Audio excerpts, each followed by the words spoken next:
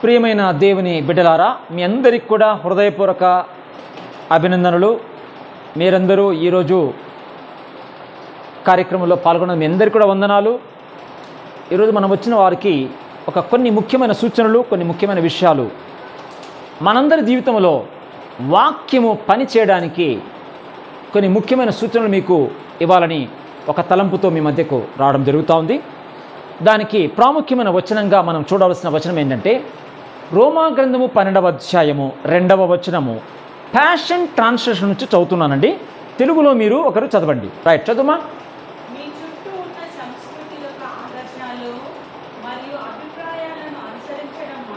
మానేయండి. మళ్ళీ చదవండి.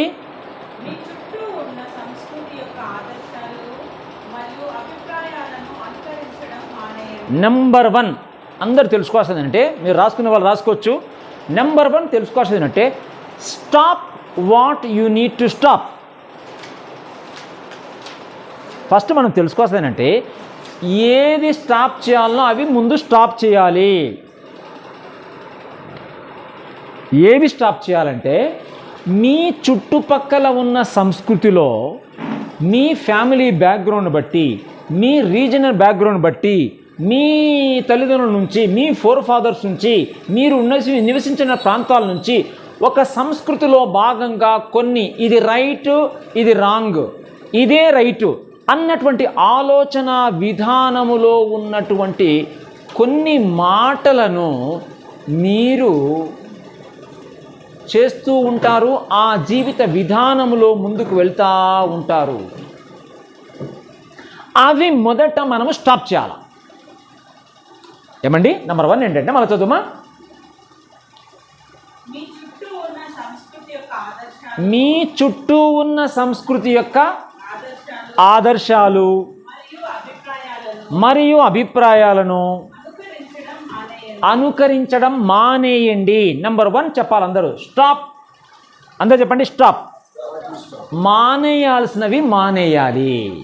ఇది మనము ఫస్ట్ తెలుసుకోవాల్సిందంటే, మానవలసినవి మానాలి.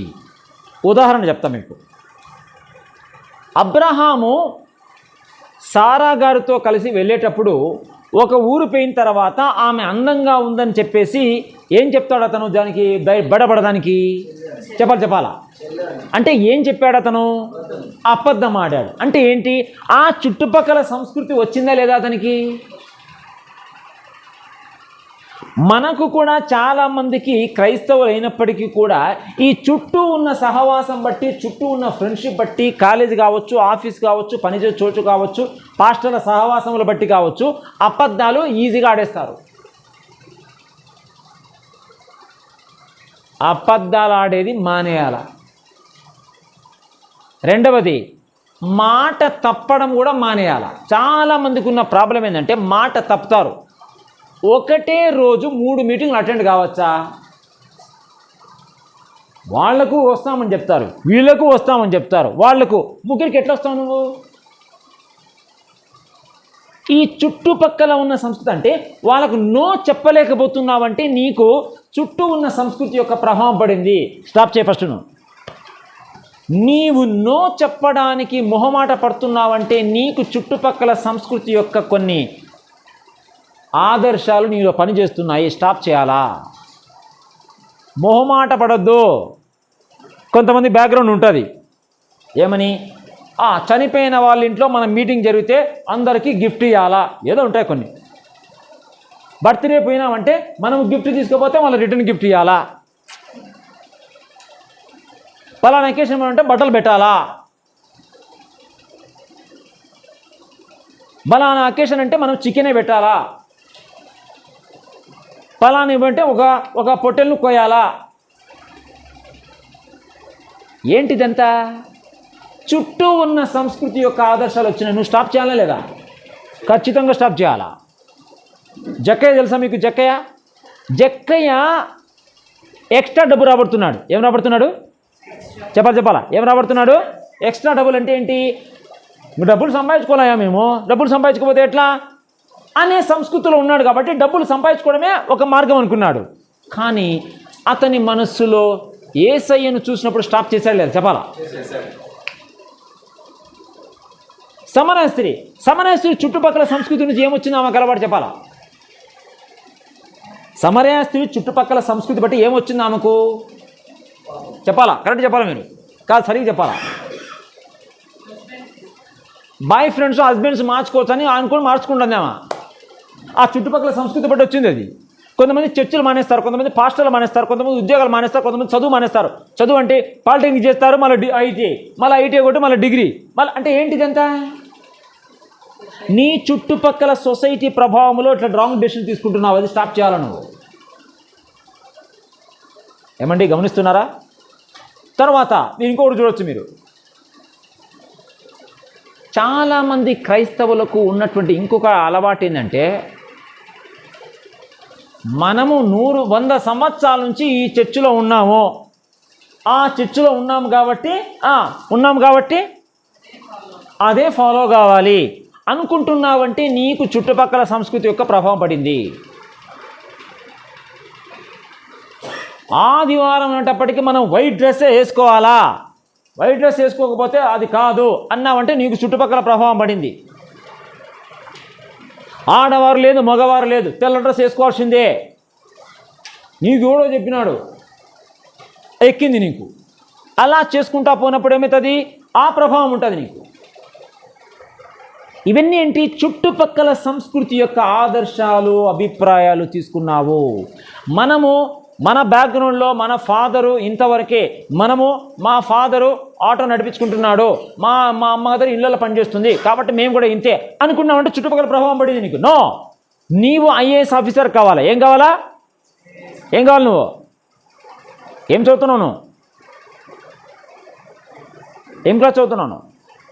5th క్లాస్ చదువుతున్నావు. మీ అమ్మ మీ నాన్న ఇంటర్మీడియట్ చదివిండొచ్చు, కానీ ఏమ్మా నువ్వేం కావాలనుకున్నావు పెద్ద అయిన తర్వాత? What you want to become? ఇంకా అనుకోలేంట చూడు.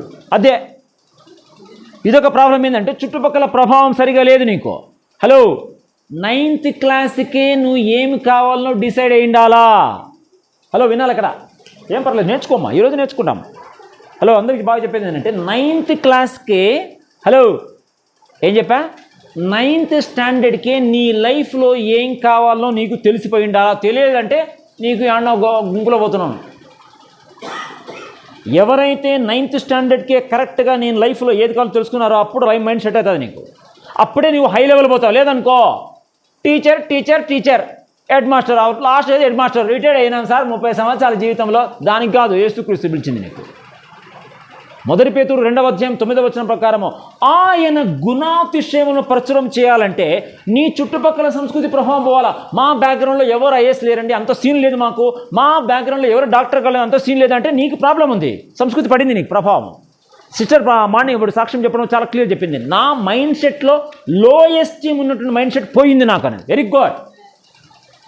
నేను ఇంతే మనం చేయలేము. నో సిస్టర్ ఏం చేస్తున్నారు? ఎంఫార్మసీ పీహెచ్డీ చేసి సైంటిస్ట్ కావాలా? ఎస్, కరెక్ట్ కావాలా. మన వాళ్ళు హైలో ఉండాలి. ఎవరు మన వాళ్ళు అంటే యేసు ప్రభు నమ్మిన బిడ్డలు సమాజంలో ఉన్నతంగా కనపడాలంటే నీ బ్యాక్గ్రౌండ్లో ఉన్నటువంటి చదువులు, నీ బ్యాక్గ్రౌండ్లో ఎవరు సాధించిన విషయాలు అవే నేను పట్టుకోబోతున్నా అంటే నీకు సంస్కృతి యొక్క ప్రభావం పడింది. స్టాప్ చేయాలి ఫస్ట్. కరెక్టే, మీ ఫ్రెండ్స్కి సీట్ రాలేదు, నీకేం సంబంధము? సార్ ఉద్యోగము ఒకటే ఉద్యోగం ఉంది సార్, ప్రార్థన చేయండి, 100 మంది అప్లై. నీకు ఎన్ని ఉద్యోగాలు కావాలా? నీకు ఎన్ని ఉద్యోగాలు కావాలా? ఒకటే కావాలి నీకు. నీకేంది చుట్టుపక్కల అంతమంది ఉన్నారు, ఎట్లా? నీకు అనవసరము. చాలామందికి ఏంటంటే చుట్టుపక్కల చూసుకుని నీకు చుట్టుపక్కల ప్రభావం పడిందంటే నీవు ఇంకా స్టాప్ చేయలేదు. పాస్టర్లు అంటే అంతే ఉంటుందండి. పాస్టర్లు అంటే మనము అట్లే ఉంటుంది బ్రదర్. పాస్టర్లు అంటే పేదరికంలో ఉంటారు, నీకు చుట్టుపక్కల ప్రభావం పడింది. పాస్టర్లు అంటే పేదరికంలో ఉంటారు బ్రదర్, ఎవరైనా ఇస్తే కానుకల మీద ఆధారపడి ఉంటారంటే నీకు చుట్టుపక్కల ప్రభావం పడింది.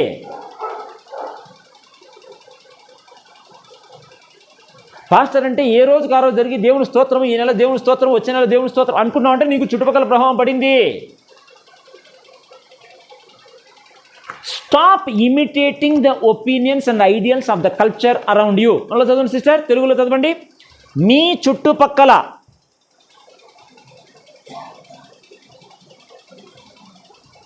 తెలుగు ఎగ్జాక్ట్ ట్రాన్స్లేషన్ అనమాట. 12 Romans 12 passion translation exact translation చూడాలి మీరు. మీ చుట్టూ ఉన్న సంస్కృతి యొక్క ఆదర్శాలు మరియు అభిప్రాయాలను అనుకరించడము మానేయాలా. మనకు అనవసరమైన ఖర్చులు పడుతున్నాయి మన క్రిస్టియన్స్కు. ప్రతి అకేషన్కు చికెన్ బిర్యానీ పెట్టాలా, ప్రతి అకేషన్కు కొత్త బట్టలు పెట్టాలా. నీకు ప్రాబ్లం ఉంది, ఎవడు పెట్టుకోమన్నాడంతా. ప్రతి ఆదివారం మన బంధువులందరం కలుసుకొని మరొక వాళ్ళ ఇంట్లో ఒకరు పొట్టేలోకి వస్తే నెక్స్ట్ ఇంకొకరు పొట్టేలోకి వస్తే నెక్స్ట్ చికెన్. నీకు ప్రాబ్లం ఉంది, ఎందుకంతా ఖర్చు పెడుతున్నావు? అనవసరమైన ఈ సంస్కృతి ప్రభావంలో పడిపోయి చాలామంది వాక్యాన్ని కరెక్ట్గా పట్టుకోలేకపోతున్నారు. నెంబర్ 1 స్టెప్, నీ చుట్టుపక్కల వాక్యం ప్రార్థన చేసుకో. దేవా, నీ వాక్యమునకు అనుకూలం కానటువంటిది వ్యతిరేకమైన సంప్రదాయాలు ఆచారాలు నాకు ఉంటే తెలియచే, నేను స్టాప్ చేయాలని ప్రార్థన చేయి. ఫస్ట్ ప్రార్థన చేయాల్సింది ఏంటంటే, మా క్లాస్లో అందరికీ 70 మార్క్సే, నీకు అనవసరం. నీకు 100కి 100 రావాలా లేదా? ఎన్ని రావాలి నీకు? మీ స్కూల్లో 70 టాప్, నేనే టాప్. హలో, నువ్వే టాప్ అంటే చుట్టుపక్కల ప్రభావం పడింది నీకు. నేనే టాప్, నీ ఎంత టాపు? 70 టాప్. నీది టాప్ అంటే ఏంటి? 100కి 100 రావాలా. దట్ ఈజ్ మైండ్ సెట్ కరెక్ట్గా ఉంది. లేదు, మా క్లాస్లో నేనే టాపు, నేను ఎంత టాపు? నీది 70.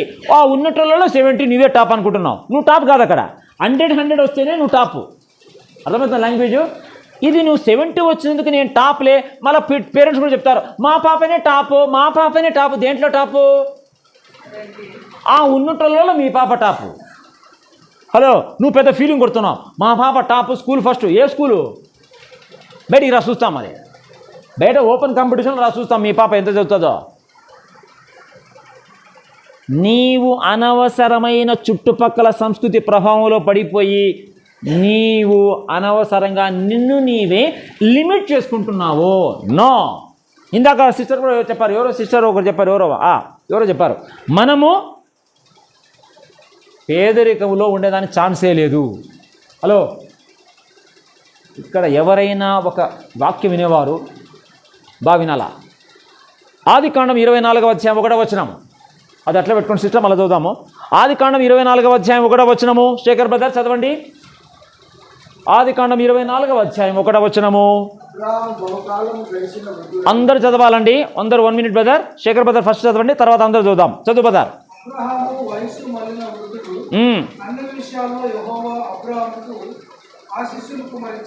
బా, ఇప్పుడు మీరు అందరూ చదవాలి. 24వ అధ్యాయం 1వ వచనము. Please read. Take your Bible. పాపకు బైబిల్ తీసుకో, బైబిల్ తీసుకో, చదువును.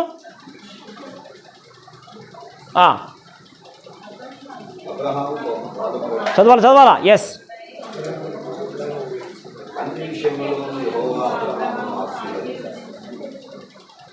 మళ్ళీ చదువు.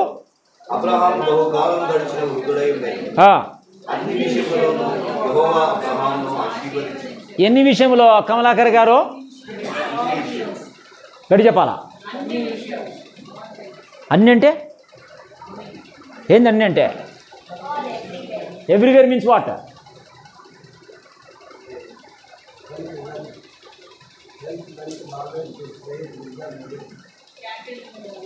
నీ ఇష్టం అంతా చెప్పుకోంగా. నీ ఇష్టమయ్యా, ఇల్లా ల్యాండా? మీరు ఒకటి చెప్పాలి, మీకు తెలుసుంటే. అబ్రాహాముకు దేవుడు ఏమి ఇచ్చాడు చెప్పు చూస్తాం.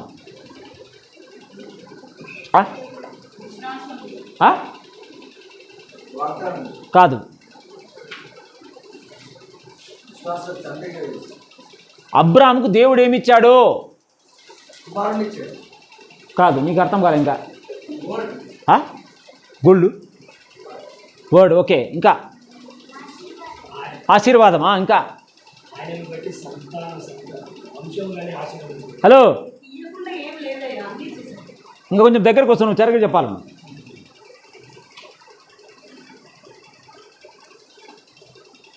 అబ్రాహాముకు మొత్తం భూమిని ఇచ్చేసాడయ్యా, తెలుసా నీకు? బైబిల్ చదువుకో. ఏంది?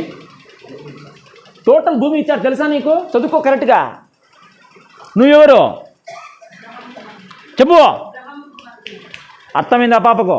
హలో, అర్థం కావాలి నీకు? అట్లా నేను అబ్రహాము కొడుకునన్నప్పుడు నాకు కూడా సొంతం ప్రాపర్టీ ఉండాలా లేదా? హలో, తెలియదు నీకు తెలియదు, తెలుసుకో.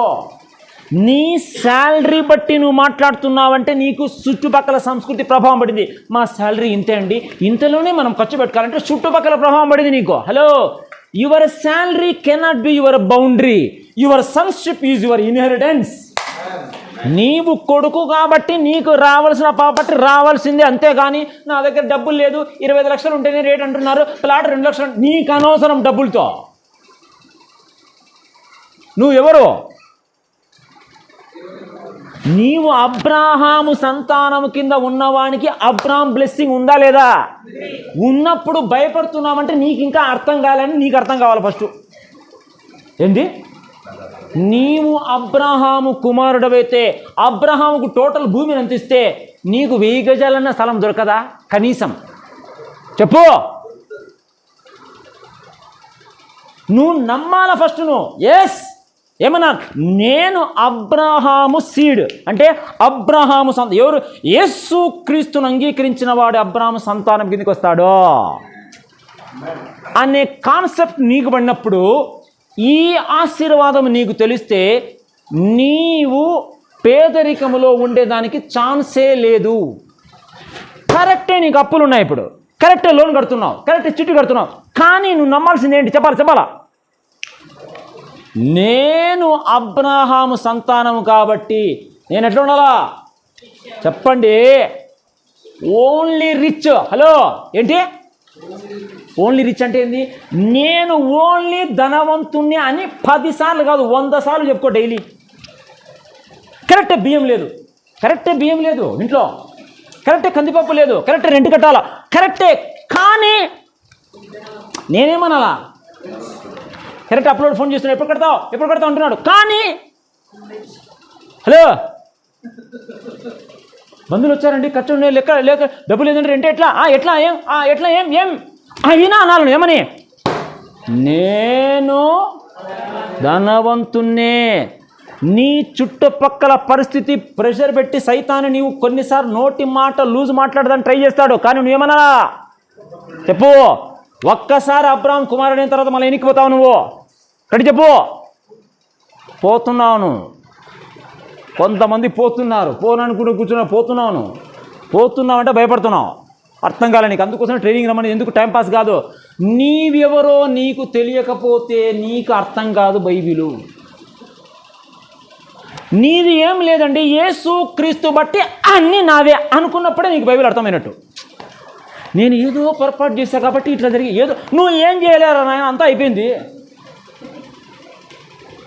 నువ్వు ఏం చేసేది లేదు, ఆయన అన్నీ చేశాను నమ్మడమే నీ ప్రాబ్లము. నేను ఏదో చేయాలి, ఇంకా ఏదో ఎక్కడో మిస్ అవుతున్నాను. ఏం మిస్ కాలేను? హలో, నువ్వు ఏం మిస్ కాలే బాబు? ఏం మిస్ అయినావంటే ఆయన అన్నీ చేశాడని నమ్మలేకపోతున్నావు, అదే మిస్ అయినాను.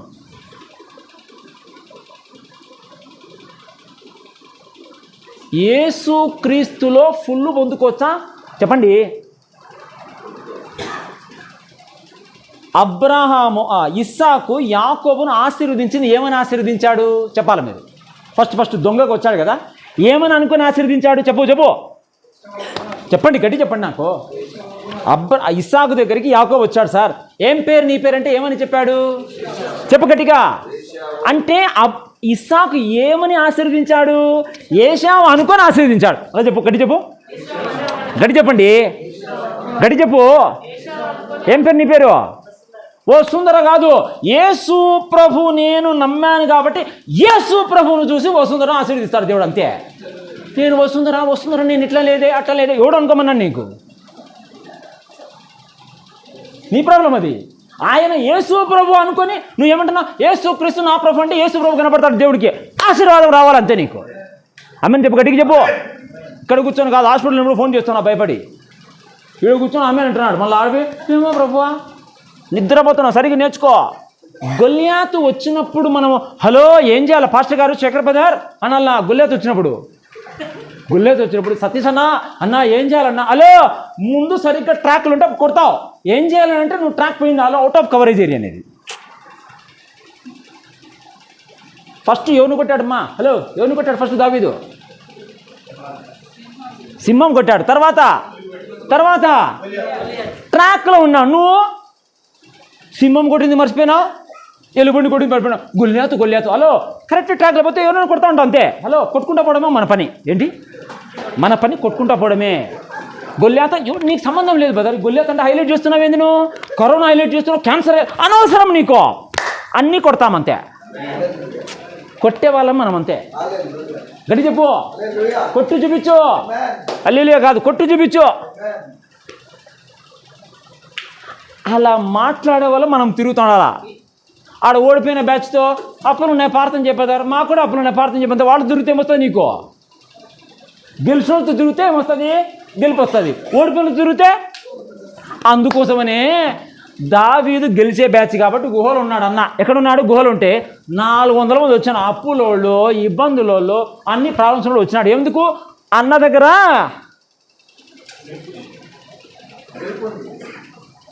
మనం కూడా ఎవరితో తిరగాల?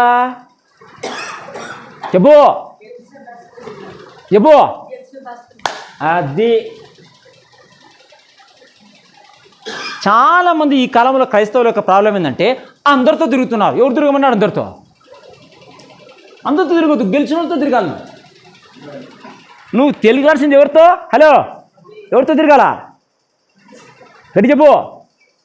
గెలిచిన వారు నీకు కనపడుతున్నారా? హలో, గెలిచిన వారు నీకు కనపడుతున్నారా? గెలిచిన వారు ఉంటారు ఖచ్చితంగా. హలో, ఇశ్రాయేలీలు తిరుగుతున్నారు, కానీ అక్కడ గెలిచే బ్యాచ్ ఎవరున్నారు ఇశ్రాయేలుతో? ఐగుప్తు నుంచి వస్తూ ఉన్నారు బ్రదర్. ఇశ్రాయేల్ ఎవరు గెలిచే బ్యాచ్ ఉన్నారు వాళ్ళతో? కాలేబు, జాషువా ఉన్నారు. కానీ వారితో కలిసి తిరిగారా? ఎవరితో తిరిగారు? మిశ్రిత జనంతో తిరిగారు.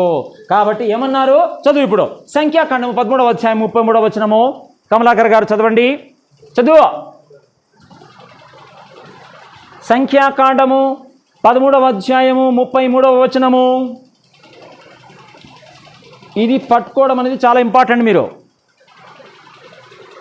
హల్లెలూయా ఆమేన్ అని బలి అంటారు మన వాళ్ళు, ఇంటికాడ పోయినాక ఏడ్చుకుంటున్నారు. అట్లా కాదు బ్యాచ్, కరెక్ట్ నేర్చుకో. సంఖ్యాకాండం 13:33 స్టార్ట్. కమలాకర్ గారు చదువుతారు, చదువు బదారు.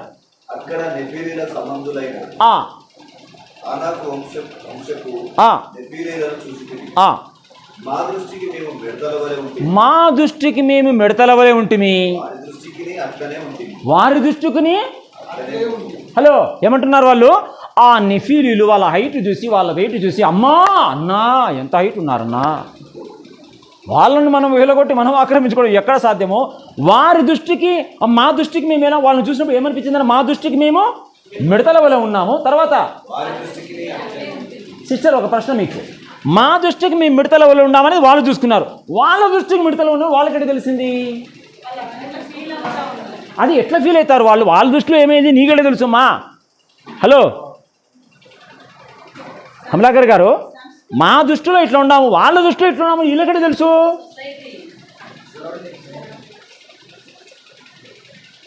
ఇప్పుడు నీ దృష్టికి నువ్వు వాళ్ళు చూసినప్పుడు నేను మిడతలవాగా ఉన్నాను అనుకున్నా, ఓకే. కానీ వాళ్ళకు కూడా అట్లా కనపడుతున్నాను వీళ్ళెక్కడే తెలిసింది? ఎట్లా చూసుకున్నారు అట్లా? అదే నా ప్రశ్న దగ్గరకు వస్తుంది, నువ్వు కరెక్ట్ చెప్పు. నా ప్రశ్న ఏంటంటే, మా దృష్టికి మేము మిడతల వల్ల ఉన్నాము, వారి దృష్టికి కూడా మిడతల వల్ల ఉన్నామని వీళ్ళెక్కడ తెలిసింది? కాదమ్మా, నేను చెప్పింది వాళ్ళు ఎలా మమ్మల్ని చూస్తున్నారో వీళ్ళెక్కడ తెలుసు? వాళ్ళు ఎలా చూసేది వీళ్ళెక్కడ తెలుసు అండి? వీళ్ళు ఎలా చూసుకున్నారో వీళ్ళకి తెలుసు, వాళ్ళు ఎలా చూసుకున్నారో వీళ్ళెక్కడ తెలుసు అని నీకడ తెలుసు. అది చెప్పు అని నీకు అర్థం కావాలి. ఈరోజు నిన్ను నీవు ఎలా చూసుకుంటే అవతల వాళ్ళకి అలా కనబడతావు. నేను యేసుక్రీస్తులో నీతిమంతుని అనుకుంటే పాపం దగ్గర రాదు నీకు. నేను పాపిని, రక్షించబడిన పాపిని. నిన్ను నీవు యేసుక్రీస్తులో నేను ఆరోగ్యవంతునని చూసుకుంటే అనారోగ్యం మాట రాకూడదు నీకు. యేసుక్రీస్తులో నేను ఏంటి ధనవంతునని చూసుకుంటే పేదరిక మాట మాట్లాడవు. నిన్ను నీవు ఎలా చూసుకుంటే అందరికీ అలా కనబడతావు. అనారోగ్యం కూడా నువ్వు చూసి అమ్మ ఈ బ్యాచ్ ఆరోగ్య బ్యాచ్ దగ్గర రాకూడదు అనుకుంటుంది. ఇది కూడా మన బ్యాచ్, మనం కూడా మానవులు మేము రావచ్చు ఇవ్వడనుకోమన్నా నిన్ను. నీవు మ్యాన్ కైండా గాడ్ కైండా? What you mean by god kind?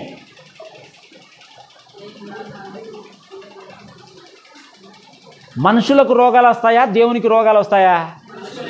నువ్వు మనిషి కాదు. ఏంది ఇది ఎక్స్ట్రా ఉన్నట్టుంది? ఎట్లుంది? ఎక్స్ట్రా ఉందా ఇదేమన్నా? ఇట్లా ఓవర్ ఉందా ఎట్లమన్నా? ఏం మనిషి కాదు అంటే మనిషి కాదు?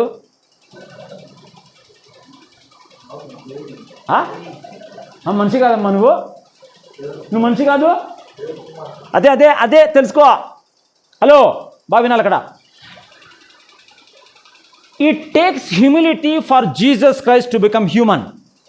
ఆయనకు తన్ను తాను రిక్తు చేసుకుని మానవుని కావడము ఆయనకు ఒక గొప్ప తగ్గింపు చర్య. హలో, యేసు ప్రభు మానవుడిగా కావడము గొప్ప తగ్గింపుకు సూచన. కానీ నీవు తగ్గింపు నిజంగా నీకు అర్థమైతే నేను దేవుని కుమారుడిగా చూసుకోవడము నీ తగ్గింపుకు లక్షణం. అర్థమైందా? నువ్వు నిజంగా తగ్గించుకున్నవాడైతే నిన్ను ఎలా చూసుకోవాలా? ఆయన నా కోసం మానవుడిగా పుట్టినప్పుడు నేను ఆయన మాదిరి దేవుని కుమారుడి కావడమే కరెక్ట్ తగ్గించుకోవడం లెక్క. అంటే సైతాను మధ్యలో నీకు అపోజిషన్ ఉన్నాడా లేదా? ఇప్పుడు చెప్పు, గడి చెప్పాలా? సైతాను నీకు అపోజిషన్ ఉన్నాడు అనుకున్నా అంటే నీకు అర్థం కాలే బైబిలు. సైతాను నీకు అపోజిషన్లో ఉన్నాడు అనుకున్నా అంటే నీకు అర్థం కాదా? ఎందుకంటే ఆల్రెడీ ఓడిపోయిన బ్యాచ్ అది.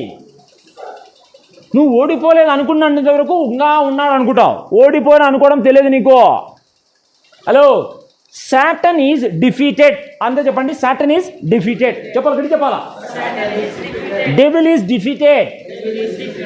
మనం ఏంటి పని? ఆయన జయించాడని చెప్పుకుంటా ఆయన జయములో పోవడమే. ఆయన జయించాడని చెప్పుకుంటా ఆయన జయమును బట్టి మనము గెలుచుకుంటా పోవడమే మన పని.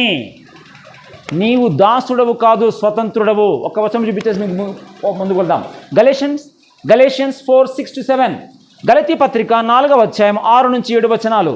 ఎవరైనా పాస్టర్స్ కానీ బిజినెస్ చేసేవాళ్ళు కానీ జాబ్ చేసేవాళ్ళు కానీ వారి జాబ్లో దాసులుగా ఉన్నట్లయితే నీకు అర్థం కాల బైబిలు. గలేషియన్ 4:6-7.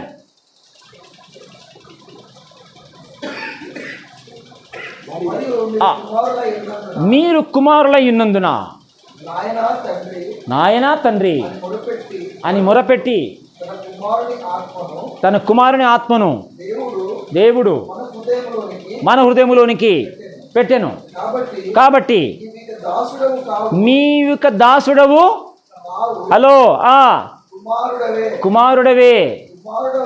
కుమారుడవైతే దేవుని ద్వారా వారసుడము. నీకు ఆస్తి వచ్చేది వారసుత్వం బట్ట, నీ సంపాదన బట్ట, లోన్లు బట్టా? చెప్పాలి, గట్టిగా చెప్పాలా? నిన్ను నీవు వారసుడుగా చూసుకుంటావా, దాసుడిగా చూసుకుంటావా? చెప్పాలి కూడా, గట్టి చెప్పాలను. నువ్వు గవర్నమెంట్ జాబ్ చేస్తున్నావో ప్రైవేట్ జాబ్ చేసే సంబంధంలే. ఇక్కడ బాగా వినాలి. ఇక్కడ are you working with the government or for the government? చెప్పండి. Are you working with the government or for the government? Are you working for the company or with the company? చెప్పు. With the government answer చెప్పాలి నువ్వు. You are working with the company అంటే ఏంటి? కంపెనీలో దేవుని ఉద్దేశం నెరవేర్చడానికి కంపెనీతో కలిసి పనిచేస్తున్నావు. కంపెనీ శాలరీ ఇస్తేనే శాలరీ ఇస్తారు కాబట్టి పనిచేస్తున్నావు. దాసత్వంలో ఉన్నాను. You are son. హలో, ఏ జాబ్ అయినా సరే, ఏ కంపెనీ అయినా సరే, your salary cannot rate your destiny. ఏంటి? నీ శాలరీ డిసైడ్ చేయొద్దు నీ భవిష్యత్తును, దేవుడు డిసైడ్ చేయాల్సింది. హలో, మా శాలరీ ఇంతే అండి, ఆ ఇంతలోనే లోన్ తీసుకొని ఆ ఇంతలోనే 200 గజాలు తీసుకుంటే, హలో నువ్వు మర్చిపోయినావు. అక్కడ నువ్వు మర్చిపోయినావు. దాసుడు అనుకుంటున్నావు, శాలరీకి దాసుడు అనుకున్నావు, గవర్నమెంట్ జాబ్ దాసు. నో, యు ఆర్ కుమారుడు. కుమారుడు అని మనకి ఆస్తి ఎట్లా వస్తుంది శేఖర్ బ్రదర్? కుమారునికి ఆస్తి ఎట్లా వస్తుంది? వారసత్వం బట్టి వస్తుందని చెప్పాలి. కొడుకైతే వారసుడుగా వస్తుంది అంతే. నువ్వు అబ్రాహాం కొడుకా కదా? భూమి మీద నీకు ఉందా లేదా స్థలం? చెప్పు. ఉంది అని లేయాలను ప్రతిరోజు ఉంది అని. ఏమో ప్రభా ఎప్పుడు ఇస్తావా? నీకు తెలియదు వాక్యం. ఇంత కానుక వస్తుంది, మనం పర్ మంత్ ఫస్ట్ సండే ఇంత వస్తుంది, వాళ్ళు ఇంత ఇస్తున్నారు కాబట్టి అంత ఇస్తున్నారు కాబట్టి దాసత్వం మైండ్ సెట్ ఇది. చాలామంది పాస్టర్లు, గవర్నమెంట్ జాబ్, బిజినెస్ చేసే వాళ్ళు దాసత్వములు ఉన్నారు. నో, యువర్ సన్ అంటే ఏంది? స్వతంత్రుడు. Your salary cannot rate you. నీకు ఎంత వస్తుంది? ఒక 50,000 వస్తుంది అనుకో, ₹1,00,000 వస్తుంది. ₹1,00,000 నా వాల్యూ అనుకుంటున్నాను అంటే పొరపాటు పడినాను. Your salary cannot rate you, only God can rate you. అర్థమవుతుందా? నీ రేటింగ్ నీ శాలరీ కాదు. హలో, నీ rating decided by only God. ఈ లెవెల్ రావాలి నువ్వు. ఎందుకు ఈ రేట్ వచ్చినాయి? Stop thinking. ఇదే చుట్టుపక్కల ఆదర్శాలు వచ్చినా స్టాప్ చేయ ఫస్ట్. ఎందుకు వచ్చినట్టే నీకు? స్టాప్ చేసి శాలరీ బట్టి పోవాలా, మనం బడ్జెట్ చూసుకుని పోవాలా, డబ్బులు ఉన్నంత వరకే. ఎంత కాలు జాపుకొని ఏంది అది? దుప్పటి ఉన్నంత వరకే కాలు జాపుకోవాలా, మంచం ఉన్నంత వరకు కాలు జాపుకోవాలి. ఇదంతా నీకు చుట్టుపక్కల కల్చర్ వచ్చింది. నీకు ఎవడన్నా అట్లా అనుకున్నా అంటే చుట్టుపక్కల కల్చర్ వచ్చింది నీకు. నువ్వు కాలు జాపుకునేది కాదు ఇది. మొత్తం భూమి ఇచ్చేసాడు దేవుడు అబ్రాముకు. నీకుందా లేదా ఇల్లు? ఎక్కడ? భూమి మీద ఉంది. ఇల్లు ఉంది, చర్చ్ ఉంది. పలుకో. నీకు పాస్టర్ అంటే చర్చ్ ఇవ్వాలా లేదా? పాస్టర్ అంటే చర్చ్ ఇవ్వాలా బ్రదర్? ఇస్తాడో లేదో. ఇప్పుడు పరిస్థితి చూస్తే ప్లాట్ ఇట్లా రేట్ ఉంది, చిలకానగర్లో ఇట్లా ఉంది, ఉప్పలు ఇంత. నీకెందుకు అవన్నీ? మణికొండలు ఇంత. నీకు అనవసరమా? రేటుతో సంబంధం లేదు నీకు. నీవు వారసుడవు అంతే. వాడేమన్నా మేము మిడతల వల్ల ఉన్నాము, ఈ రేటు చూస్తే ఎంత రేటు ఉంది, చాలా రేటు ఉంది, నా సంబంధం నీకు మిడత బ్యాచ్ అనేది అట్లా మాట్లాడుతున్నాడు. మిడత బ్యాచ్ చుట్టుపక్కల సంస్కృతి వచ్చింది నీకు. నంబర్ 13:30 చదువు, 13:30 చదువు. ఇప్పుడు సంఖ్యాకాండం 13:30, సంఖ్యాకాండం 13:30 చదువునా? చదువు. నంబర్ 13:30 చదువు పదా. చూసారా? చదువునా? కాలేబు మోషే ఎదుట జనులను నిమ్మలపరిచి మనము నిశ్చయముగా దాన్ని స్వాధీనపరచుకుందుము. దాన్ని జయించుటకు మన శక్తి చాలునని ఎవరన్నారు? కాలేబు, జాషువా వాళ్ళు అన్నారు. అట్లా అనే వాళ్ళతో తిరుగుతావా? ఓడిపోయిన మిడతల బ్యాచ్తో తిరుగుతావా? హలో, నువ్వు మిడతల బ్యాచ్తో తిరుగుతావా? గెలిచిన వాళ్ళతో తిరుగుతావా? నీకు గెలిచిన చుట్టుపక్కల ప్రతి ఒక్క విశ్వాసికి, పాస్టర్కు దేవుడు ప్రతి ఒక్కరికి ఏర్పాటు చేసి ఉంటాడు. ఎవరో ఒకరు కాలేబు, జాషువా లాగా నీ చుట్టుపక్కల ఉంటారు. వారిని కనుగొన్నావా? వారితో కలిసి తిరగాలి. మన ఫీల్డ్ ద్వారా మనం ఏం చేస్తున్నామంటే కాలేబు, జాషువా లాంటి వాళ్ళను భారతదేశంలో మనం రిలీజ్ చేయాలి. అప్పుడు ఏమవుతుంది? చుట్టుపక్కల అమ్మో వాళ్ళతో కలిసి తిరిగినా కూడా మనం సెట్ అయిపోతామని వాళ్ళతో కలిసి తిరుగుతారు. మా అక్కడ పని చేయాలి, అమ్మా ఎవడు చూసినా మాకు పని చేయాలంటారు. ఎవడు చూడాలి? ఇంకా వాళ్ళు ప్రజలు ఇప్పుడు ఎట్లుందంటే ఎవరికి పని చేయాలా, ఏమో ప్రార్థన చేస్తున్నాం జరుగుతుంది అంటే వాళ్ళు కాదు. Guarantee learn. లాంగ్వేజ్ ఎట్లుంది వాళ్ళది? ఖచ్చితంగా వెళ్తాము. డౌట్ఫుల్ ఉందా? డౌట్ఫుల్ మాట్లాడుతున్నావంటే నీకు బైబిల్ అర్థం కాలేదు. Stop the opinions and ideals of the culture around you. Number 1 step. Number 2 stop చేయాలి first. Number 2 examine, test and evaluate. 2 Corinthians 13:5. Whether 2 Corinthians 13:5 amplified. 2 Corinthians 13:5. 2 Corinthians 13:5 amplified classic. 2 Corinthians 13:5 ముగిస్తామండి త్వరగా మనము. 2 Corinthians 13:5 amplified classic చదువు పదా. తెలుగులో సరిగా లేదు, అందుకోసం యాంప్లిఫైడ్ క్లాసిక్ ఇచ్చాం. నెంబర్ 1 13:5. ఇంగ్లీష్ ఫాలో కావాలి మీ ఇద్దరు. Okay right. మీరు కూడా ఇంగ్లీష్ ఫాలో కావాలా మంచిగా. నువ్వు కూడా ఇంగ్లీష్ ఫాలో. ఏ క్లాస్ నువ్వు? ఇంగ్లీష్ మీడియం, తెలుగు మీడియం అను. ఇంగ్లీష్ మీడియం, ఇంగ్లీష్ బైబిల్ చదువును, తెలుగు బైబిల్ పెట్టుకోవద్దు. ఇంగ్లీష్ బైబిల్ కొనిపించాలి మీ పాపకు. Right. Hello, 2 Corinthians 13:5. Examine your self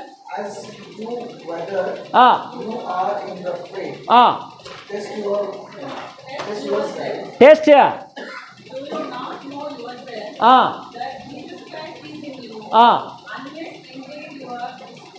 next evaluate ఉందా లేదా? ఎవాల్యుయేట్ 3 వర్డ్స్ వస్తాయి యాంప్లిఫైడ్ క్లాసిక్లో. Examine, test, evaluate. Hello, 3 words వస్తాయి. ఇంగ్లీష్ తెలుసుకోవాలి మనం.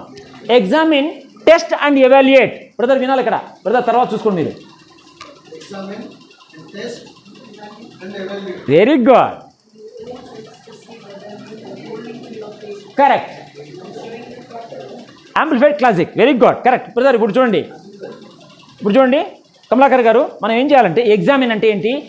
ఆయన పొందిన గాయముల చేత మీరు స్వస్థత నొందితిరి అనే చోట నిన్ను పెట్టుకోవాలను.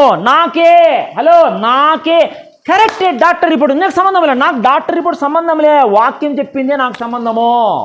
క్రీస్తులో నేను ధనవంతుని, ఎస్. ఎగ్జామిన్ చేసుకో ముందు అక్కడ ఉన్నావు లేదా. నెంబర్ 2 టెస్ట్ ఏంటి? స్వస్థత జరగాల. ఆ వచనం ప్రకారం నీకేం జరగాల? స్వస్థత జరగాల. ఆ వచనం ప్రకారం నువ్వు ధనవంతుడు కావాలా. టెస్ట్ జరిగిందా లేదా చెకప్ చేయాలను. జరగాలనుకో ఎవాల్యుయేట్ చేసుకోవాలా. ఎవాల్యుయేట్ ఏంటిది? ఎక్కడ మిస్ అయినావో, ఉంచవలసిన విశ్వాసం ఉంచావా లేదా, పునాది సరిగ్గా పడిందా లేదా, ఏం చేయాలి మనము? ఎవాల్యుయేట్ అంటే పరిశీలన చేసుకోవాలా. ఇది రెండవ స్టెప్ చేయాలా. స్టాప్ చేయాల్సింది స్టాప్ చేయాలా. రెండవది ఎగ్జామిన్, టెస్ట్ అండ్ ఎవాల్యుయేట్ చేసుకోవాలా. నెంబర్ 2. నెంబర్ 3 ఇప్పుడు చదువునా 12 రోమన్ 12 చదువుమా. ఇప్పుడు మీ పైన తీసుకున్నారా ఫోను? ఓకే చదువు. రోమన్ 12 ఏముంది బదర్? చదవండి బదర్. ఇప్పుడు చదువుమా, తెలుగు చదువు.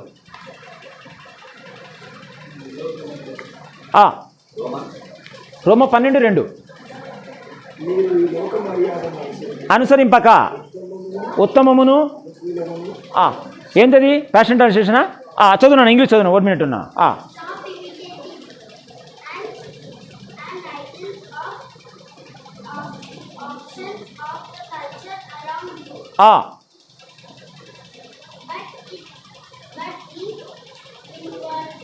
Be inwardly transformed. ఏంటండి? Be inwardly transformed. ఎక్కడ మార్పు స్టార్ట్ కావాలి మనకు?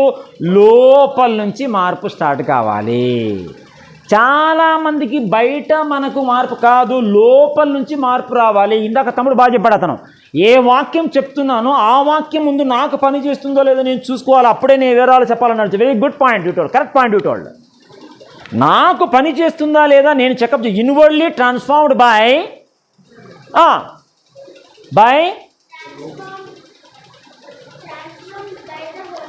by the Holy Spirit through a total reformation of how you think. అందరూ చెప్పాలా? how you think. గట్టి చెప్పండి. హలో, మార్నింగ్ సాక్ష్యం చెప్పలో బాగా చెప్పారు. నా ఆలోచన విధానం మారిపోయింది అన్నారు చూడు, అది జరగాల. హలో, చాలామంది క్రైస్తవులకు ఆలోచన చేసే విధానం మారిపోలేదు. నువ్వు రక్షణ పొందిన తర్వాత ఇంతకుముందు లోకంలోనే పోతున్నావు సొల్యూషన్కు, కానీ రక్షణ పొందిన తర్వాత దేవుని దగ్గర నుంచి సొల్యూషన్ పొందే ఆలోచన విధానం రావడంలా నీకో. అంటే ఎలా ఆలోచన చేయాలో మార్పు రాలేదు. హలో, నీవు నిజంగా బైబిల్ నీకు అర్థమైంటే ఎలా ఆలోచన చేయాలో అర్థం కావాలా లేదా? ఏమి ఆలోచన చేయడమో తెలియాలా, ఎలా ఆలోచన చేయడమో తెలియాలా? చెప్పాలా? Education, present education is making the children to think what to think but not how to think. That's why dumb candidates వస్తున్నారు జనరేషన్లో. సొంత ఉద్యోగాలు క్రియేట్ చేసుకోవడం లేదు, సొంత కంపెనీలు. ఎవడు పాస్ అయ్యేదానికి, ఫస్ట్ ర్యాంక్ వచ్చేదానికి ఏ ప్లస్ గ్రేడ్ కాదు, వాడు చెప్పింది చదువుతున్నారు బాగా, కానీ ఎలా ఆలోచన చేయడం రావడం లేదు ఎడ్యుకేషన్లో. బైబిల్ చదివినప్పుడు నీకేం అర్థం కాదు. Training, that is why training. ఎందుకు మనం ఇచ్చేది ట్రైనింగ్ వల్ల ఏమవుతుందంటే how you think will change. నిన్ను నీవు పూర్గా చూసుకున్నావు. నో, సిస్టర్ బాగా చెప్పారు, నా కాన్ఫిడెన్స్ మారిపోయింది. మనం ఎందుకు లోగా ఆలోచించాలా, మనం ఎందుకు మెడిసిన్ మీద ఆలోచన, మనం దేవుడి నుంచి పొందుకోవాలి కదా అనే ఆలోచనలో మార్పు తీసుకురావాలా లేదా? నువ్వు ఆలోచన మారకపోతే రిజల్ట్ రాదు. రిజల్ట్ ఎక్కడ స్టార్ట్ అవుతుంది? ఆలోచనలో స్టార్ట్ అవుతుంది. సో ఆలోచనలో మార్పు రావాలంటే 3rd స్టెప్లోకి రావాలి. ఫస్ట్ స్టాప్ చేయాలా. రెండవది ఎగ్జామిన్ చేసుకోవాలా, టెస్ట్ చేసుకోవాలి. మూడవది దేవుని వాక్యమును నిరంతరము పరిశుద్ధాత్మ సహాయముతో లోపల అంగీకరిస్తూ మార్పుకు మనం ఏం చేయాలి? మనము ఒక క్రమమైన దిశలో ఇట్లా కలుస్తూ నేర్చుకునే దానికి నిన్ను సమర్పించుకోవాలా. ఒక వచనం చూపించేసి మనం ముగిచ్చేస్తామండి. రోమా గ్రంథము 6వ అధ్యాయం 17వ వచనము. రోమా 6:17 వచనము. ఇది చాలా ఇంపార్టెంట్ వాక్యం, మీరు కరెక్ట్ పట్టుకోండి. రోమా గ్రంథము 6వ అధ్యాయము 17వ వచనము.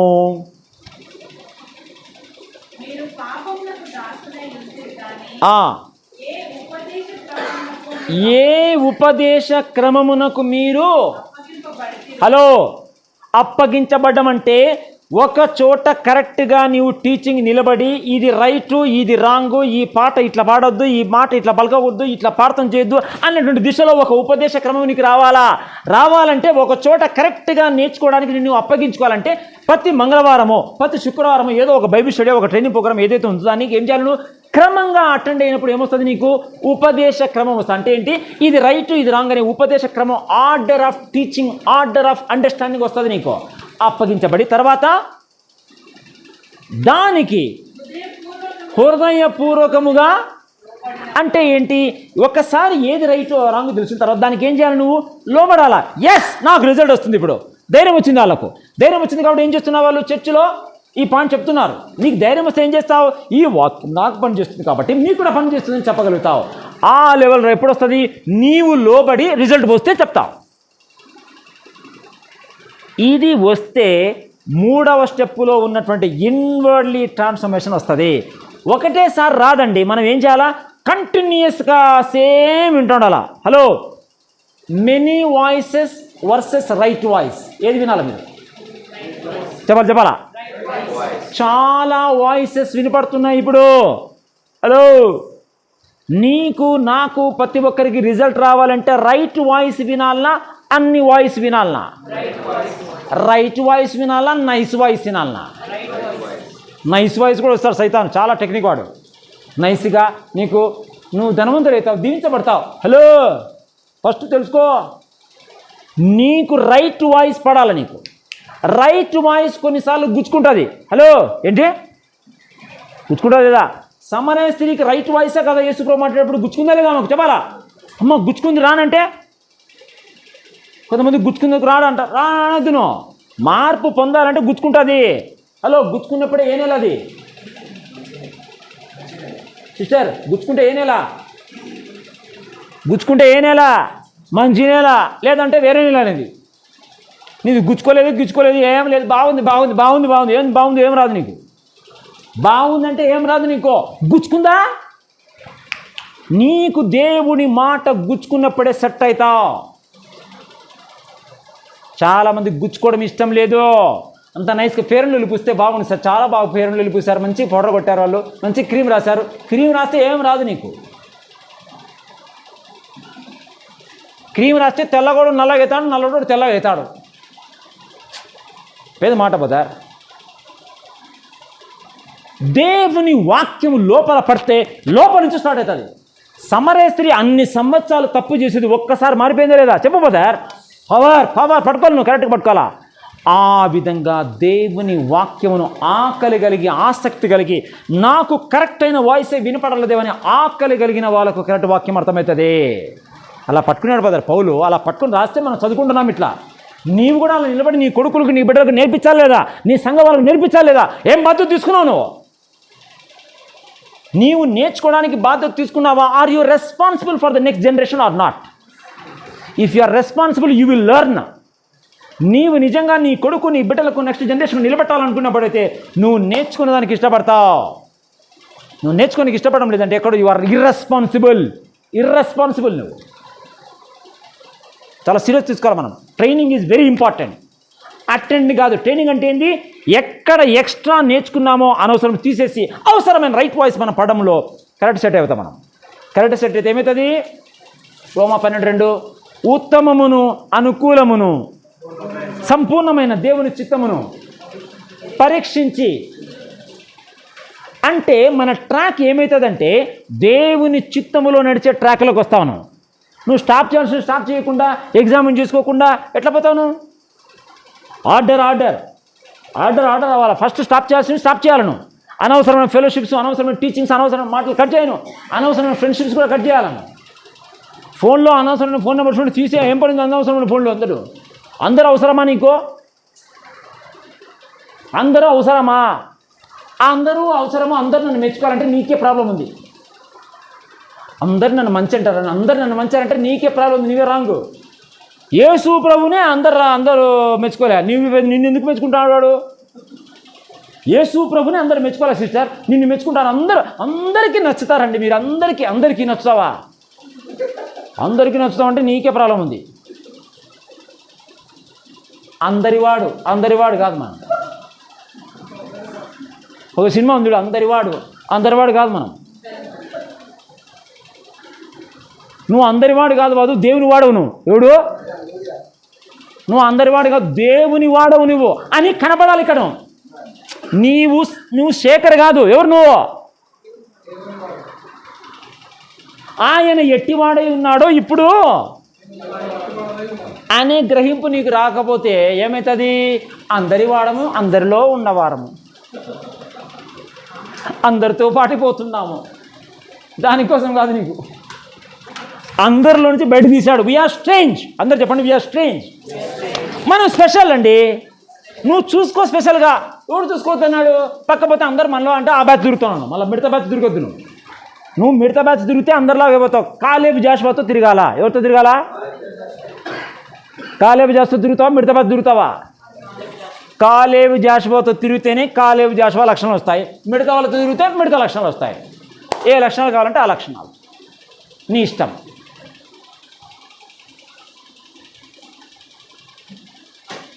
God bless you. Thank you very much.